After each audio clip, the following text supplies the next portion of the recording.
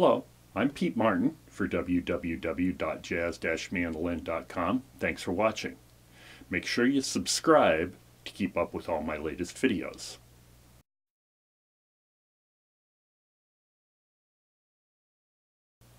Charlie Parker, nicknamed Yardbird, or Bird for short, was probably the most influential saxophone player of all time, and maybe even the single most influential jazz musician of all time.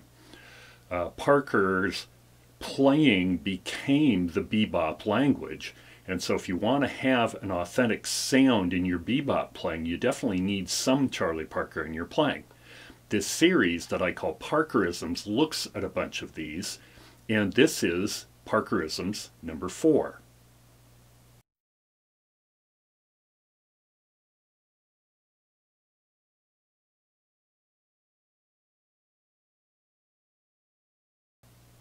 Parkerisms number 4 looks at how Bird used chromatic lines in his playing. He did this mostly against dominant 7th chords, but would occasionally do it against major chords as well.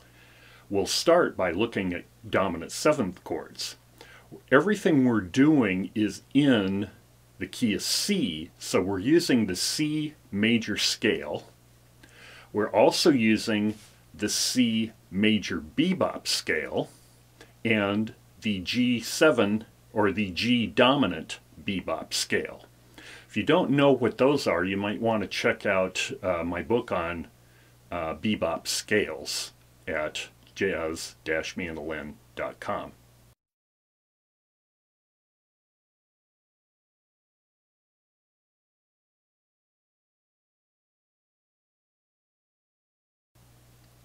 The dominant 7 chord in the key of C is going to be G7, the 5 chord. We will use the notes of a we'll use the notes of a C major scale, but we'll play them from G to G descending. That is example 1, and I do it here.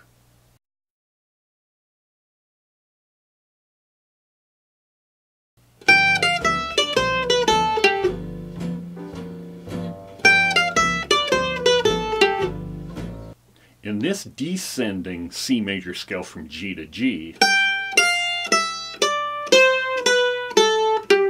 if I play them as 8th notes and look at what notes fall on the beat, they're G, E, C, A. The notes of a G7 chord are G, B, D, and F.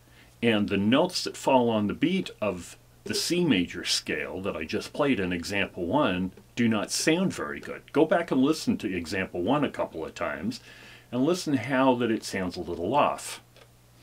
So what Parker and these bebop players would do is they would add one more note to the scale. So in between G and F natural, they would put an F sharp. So that puts G, F, D, B, and G on the beats, and now all of a sudden it sounds much better with the G7 chord. That is example 2, and I play it here.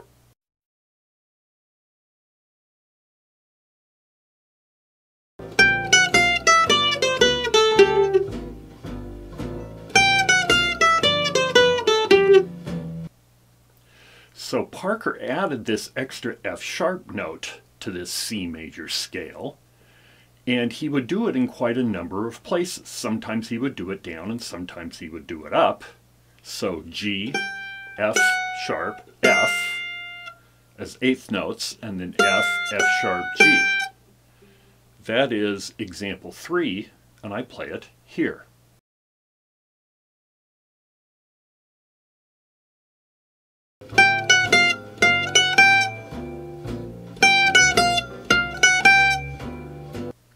In example 4, Parker extends this chromatic line 2 more notes at the start of the line, and he plays A, G sharp, G, F sharp, and F.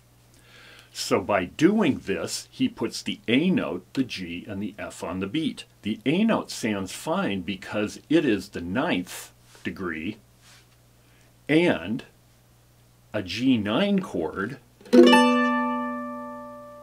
and a G7 chord have the same function. A G9 just has 5 notes, or a G7 has 4. But it is what people call, the music theory people call, the first extension of a G7 chord. So the notes A, G sharp, G, F sharp, and F are the next example, and I play that here.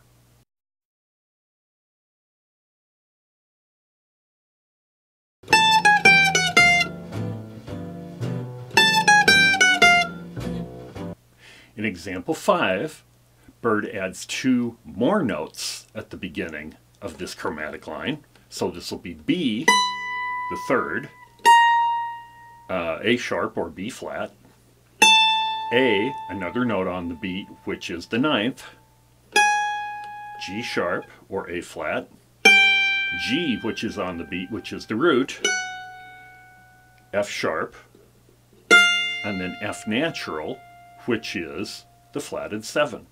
So really what we have here is 4 notes of this 9th chord, B, A, G, and F, all falling on the beat, and that is 4 of the 5 notes of a G9 chord.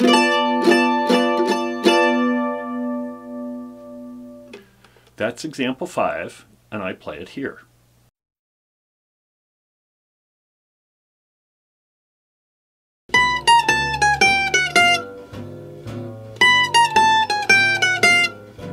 Example 5 is all descending chromatic. You can play around with the fingering. I like to finger it pinky, ring, ring, middle, middle, index, index most of the time. Sometimes I'll actually take the pinky and play the 7th and 6th fret. Like that. Example 6 is a very cool little variation. We play the first 3 notes descending, the next 3 notes ascending from G, then go back to G and descend. So in other words, 3, 4.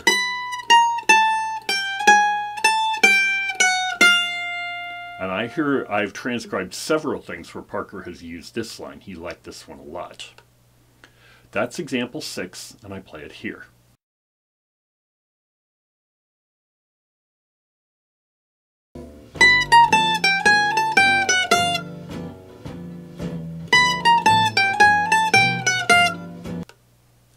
Parker used most of these dominant 7 lines descending, but there's no reasons you couldn't use them ascending as well. The other thing you could easily do is cut these up to shorter lines. So this one, where I descend from A to F, I could start a half a beat later and start on A flat. 1. I could start the one that descends from B to F. I could start that a half a beat late and start on the B flat note. 1. And I don't have to descend all the way. I could just descend from B to G. Okay? I could ascend any of these the same way. Okay, there I just went G ascending to A, F ascending to G, and then A ascending to B. Okay? So feel free to use these in any number of ways. The next 2 examples are against major chords. So a major jazz chord is either a major 7, in this case I'll play a C major 7, or a 6th chord.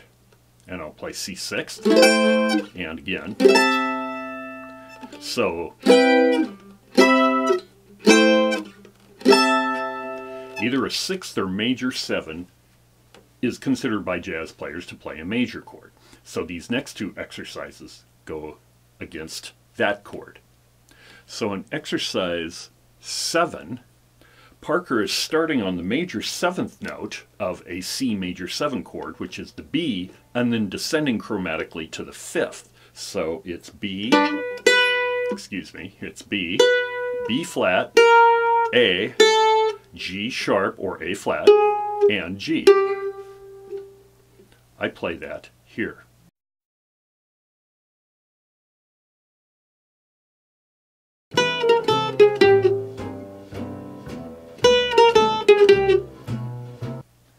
Example 8 is the idea of a target note. If you want to figure out more on target notes, I've definitely written a book on target notes and chromatic approaches. You could go get that. I've done at least a couple of videos on targeting thirds. And in example 8 here, Bird is definitely targeting a third. A third of a C major chord is the E note. And so he's targeting that by starting on an F on the offbeat, hitting a D sharp, and then E, which is his target note. He used a whole bunch of different target notes, and that will be the another Birdisms video I'll do a little bit down the line. But this is definitely how one of his most typical ways he would use these chromatic approaches. And so he's approaching the third by playing the second, the sharp second, or the flatted third, and the normal third. So I play example 8 here.